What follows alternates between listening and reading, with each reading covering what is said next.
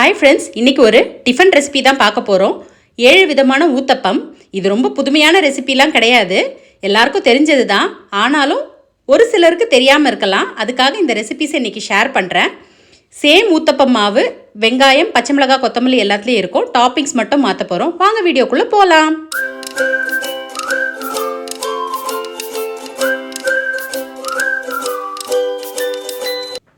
First நம்ம பார்க்க போகிறது வெங்காய ஊத்தப்பம். இதுக்கு ஒரு கரண்டி ஊத்தப்பம் மாவு ஊற்றிட்டு பொடியாக நறுக்கின வெங்காயம், கொஞ்சம் பச்சை மிளகாய், பொடியாக நறுக்கின கொத்தமல்லி இதையெல்லாம் தூவி ஒரு ஸ்பூன் நெய் ஊற்றி வெந்ததும் திருப்பி போட்டு எடுத்தால் வெங்காய ஊத்தப்பம் ரெடி.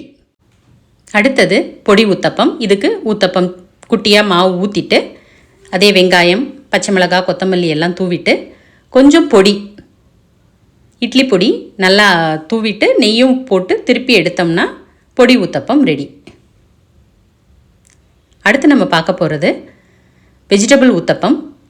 இதுக்கு ஊத்தப்பம் ஊற்றிட்டு பொடியாக நறுக்கின வெங்காயமும் போட்டாச்சு. அடுத்து நான் பீன்ஸ், கேரட் மட்டும் ஆட் பண்ணுறேன். உங்களுக்கு வேறு ஏதாவது காய் ஆட் பண்ணணும் அப்படின்னு தோணுச்சுன்னா ஆட் பண்ணிக்கலாம். ஆட் பண்ணிவிட்டு இதில் கொஞ்சம் கரம் மசாலா தூள் தூவியிருக்கேன்.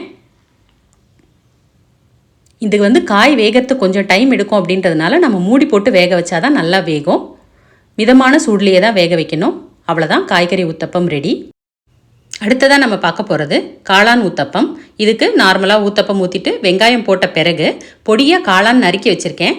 அதை போட்டுட்டு ஆரிகனோ சீசனிங் நான் வச்சுருக்கேன், அதை ஆட் பண்ணிக்கிறேன். இந்த ஆரிகனோ சீசனிங் போடும்போது இந்த காளானுக்கு ஒரு நல்ல ஃப்ளேவர் கிடைக்குது. அதனால் போட்டுட்டு ஒரு ஸ்பூன் நெய் ஊற்றி 5 நிமிஷம் நல்லா மூடி போட்டு வேக வைக்கலாம். 2 நிமிஷம் திருப்பி போட்டு எடுத்தால் காளான் ஊத்தப்பம் நமக்கு ரெடி ஆயிடுச்சு. அடுத்ததாக நம்ம பார்க்க போகிறது குடைமிளகாய் ஊத்தப்பம். இதுக்கு நான் பச்சை கலர் குடைமிளகாயும் ரெட் கலர் குடைமிளகாயும் யூஸ் பண்ணியிருக்கேன். நார்மலாக ஊற்றுற மாதிரியே ஊத்தப்பம் ஊற்றிட்டு வெங்காயம் போட்டுட்டு பச்சை கலர் குடைமிளகாய் கொஞ்சம், ரெட் கலர் குடைமிளகாய் கொஞ்சம், கொஞ்சம் பச்சை மிளகாய், கொத்தமல்லி இதெல்லாம் தூவிட்டு நான் இந்த ஊத்தப்பத்துக்கு பெப்பர் பவுடர் ஆட் பண்ணுறேன். பெப்பர் பவுடர் ஆட் பண்ணிவிட்டு நெய் போட்டு 5 நிமிஷம் மூடி வச்சு வேக வச்சு திருப்பி போட்டு 2 நிமிஷம் பொறுத்து எடுத்தால் குடைமிளகாய் ஊத்தப்பம் ரெடி.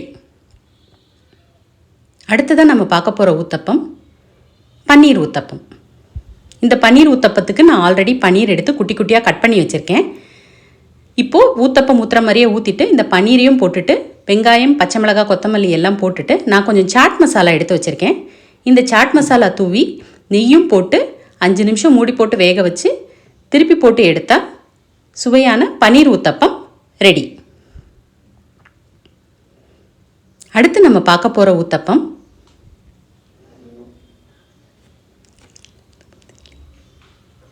தக்காளி ஊத்தப்பம். இதுக்கு நார்மலாக போடுற மாதிரியே வெங்காயம் போட்டு தக்காளி ரொம்ப குட்டியாக நறுக்கி வச்சுருக்கேன். இதில் இந்த தக்காளி ஊத்தப்பமில் நான் பூண்டும் மிளகாயும் வறுத்து பொடி பண்ணி வச்சுருக்கேன் ட்ரையாக. அந்த பொடி யூஸ் பண்ணியிருக்கேன். இது ரொம்ப நல்லாயிருக்கும். அவ்வளோதாங்க, 7 விதமான ஊத்தப்பம் ரெடி பண்ணிட்டோம். இதுக்கு நான் என்னெல்லாம் சைட் டிஷ் வச்சுருக்கேன்னா பூண்டு மிளகாய் சட்னி வச்சுருக்கேன், தேங்காய் சட்னி, சாம்பார், கொத்தமல்லி சட்னி, அப்புறம் இட்லி பொடி. நீங்களும் இந்த ஊத்தப்பம் ரெசிபிஸ் ட்ரை பண்ணிவிட்டு நல்லா இருந்துச்சுன்னா உங்கள் ஃப்ரெண்ட்ஸோடு ஷேர் பண்ணுங்கள், கமெண்ட் பண்ணுங்கள். மறக்காமல் நம்ம சேனலை சப்ஸ்கிரைப் பண்ணிக்கோங்க. பாய் ஜிம்மீஸ்.